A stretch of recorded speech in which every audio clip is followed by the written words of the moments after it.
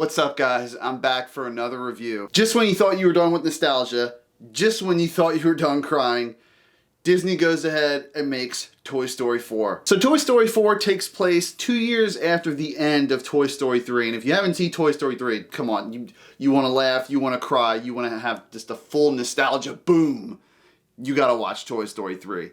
But regardless, takes place 2 years after Andy gives his toys to the little girl Bonnie, and Bonnie's about to go into kindergarten right now. It's a really scary time in her life. On her first day of orientation, she makes this little weird craft called Forky, voiced by Tony Hale. After Bonnie creates Forky, later on Forky gets introduced to Buzz, Jessie, and the rest of the gang. So at this point, kindergarten doesn't start for a week. So the parents take Bonnie and the rest of her toys on a little road trip in their RV. But unfortunately, they hit a bump in the road, literally, and Forky and Woody are shifted out of the RV. So it's basically up to Jessie, Buzz, and all these other new action figures to get Forky back to Bonnie. So first of all, I was one of the people who, after Toy Story 3, I didn't really think there needed to be another one. I mean, it's been, holy crap, it's been 9 years since Toy Story 3.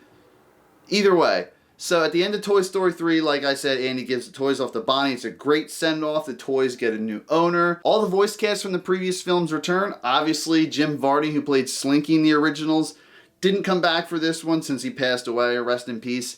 And the thing about Don Rickles as Mr. Potato Head, they actually salvaged some unused audio files and files from the other films and reused it for his character in this one, and I didn't even really notice. New additions to the voice cast are Keanu Reeves as frickin' Duke Kaboom, this Canadian stunt motorcyclist, basically the Canadian version of Evel Knievel.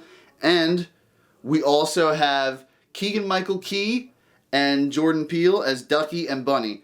And I'm not gonna lie, at first I was just like, oh my god, you're taking Key and Peele, the TV-14 R-rated comedic guys, and you're putting them in a PG setting? Oh my god, this is gonna be so weird.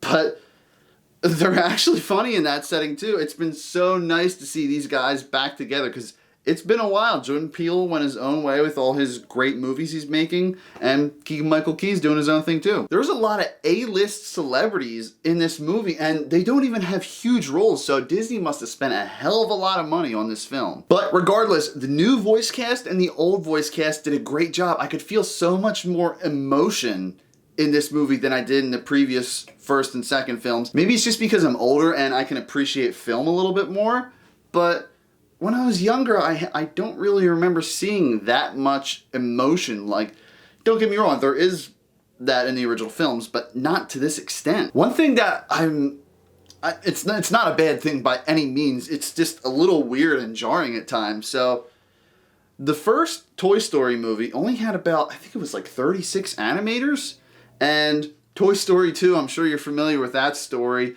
They almost lost the entire character models for the film, but then apparently one employee had backups on our computer and they saved it. Those two movies had good animation for the time they came out, but this one, holy crap.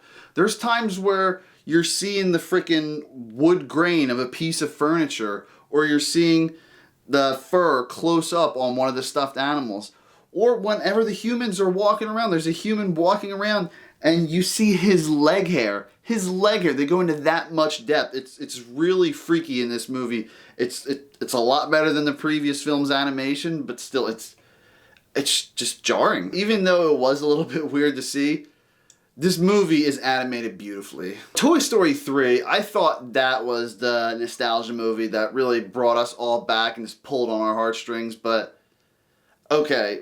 Tim Allen was in an interview months ago and he said he didn't expect it to be this emotional, and I definitely felt that. There were so many times I was just like, nope, I'm done, I'm not gonna cry. There's so many things in this movie that appeal to little kids.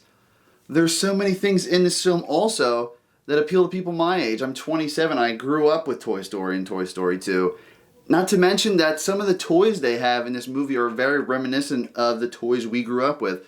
They have one of those little sticky hands, the little hands with the stretchy strings attached to them that you would spin around and maybe stick to the wall. And I was just like, holy crap, I remember that. Guys, there is so much more I could talk about with this film, but since Toy Story is a franchise that I know a lot of people keep close to their hearts, I'm gonna keep this short and simple. The voice acting was great. The special effects, while jarring at times, were very good, and it was really beautiful to see certain scenes, like when it was raining. The old and new voice cast did a great job.